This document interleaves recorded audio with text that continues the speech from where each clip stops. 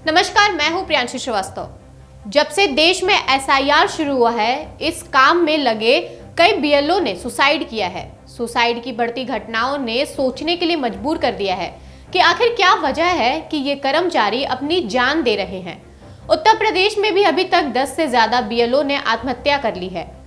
हर तरफ इसको लेकर कंट्रोवर्सी चल रही है, राजनीति भी खूब हो रही है, सरकार पर सवाल उठाए जा रहे हैं। मगर सबसे बड़ा सवाल ये है कि आखिर यह सरकारी कर्मचारी अपनी जान देने को मजबूर क्यों है? आखिर इसके पीछे क्या कारण है जिसकी वजह से बीएलओ आज जिंदा रहने से ज्यादा आसान मरना समझ रहे हैं? आज हम इस पूरे मामले को विस्तार से समझेंगे कि किस तरह आज ये बीएलओ आत्महत्या करने पर मजबूर हो गए हैं। सबसे पहले समझिए कि आखिर बीएलओ होते कौन हैं और उनके साथ क्या हो रहा है। बीएलओ यानी कि बूथ लेवल ऑफिसर, ये कोई स्पेशल सरकारी अधिकारी नहीं होते, बल्कि ये बीएलओ असल में सरकारी स्कूलों के टीचर, आंगनवाड़ी वर्कर या दूसरे छोटे मोटे सरकारी कर्मचारी होते हैं। हर बूथ के लिए इन सरकारी कर्मचारियों की ड्यूटी लगाई जाती है और इनको चुनाव आयोग के कहने पर अपने इलाके की वोटर लिस्ट को ठीक और संशोधित करना होता है। यानी लिस्ट में मरे हुए या कहीं और चले गए लोगों के नाम हटाने होते हैं और नए वोटरों के नाम जोड़ने होते हैं। लेकिन आजकल जो हो रहा है वो बीएलओ के पारंपरिक कामों से अलग है। हाल ही में दर्जनों बीएलओ ने आत्महत्या कर ली है और इसके पीछे का कारण है एसआईआर। अब समझिए कि एसआईआर क्या है। इस पूरे विवाद की दूसरी कड़ी है एसआईआर यानी कि स्पेशल इंटेंसिव रिवीजन। एसआईआर एक बड़ा अभियान है जिसे चुनाव आयोग ने वोटर लिस्ट को पूरी तरह से साफ और घुसपैठिया मुक्त करने के लिए बनाया है। इसका मकसद पुरानी लिस्ट की सारी गलतियां खत्म करना और भारत के असल मूल निवासियों को ही लिस्ट में शामिल करना है। मगर दिक्कत ये है कि इस बड़े काम को पूरा करने के लिए समय बहुत कम दिया गया है।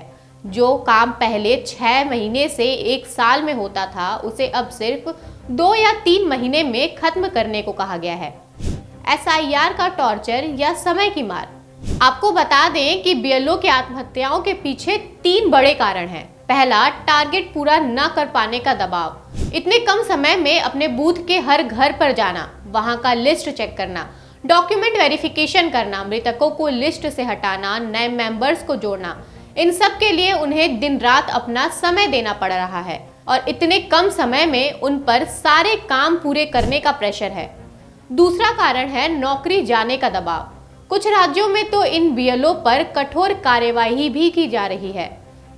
कितनों पर एफआईआर भी हुए हैं, कुछ को सस्पेंड भी किया गया है।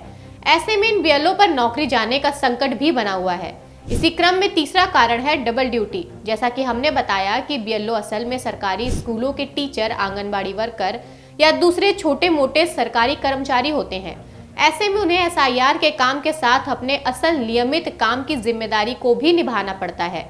इसके लिए उन्हें सालाना अलग से 12,000 रुपए मिलते हैं। वहीं इस बार एसआईआर के लिए विशेष अभियान भत्ता 2,000 रुपए अलग से दिए जा रहे हैं।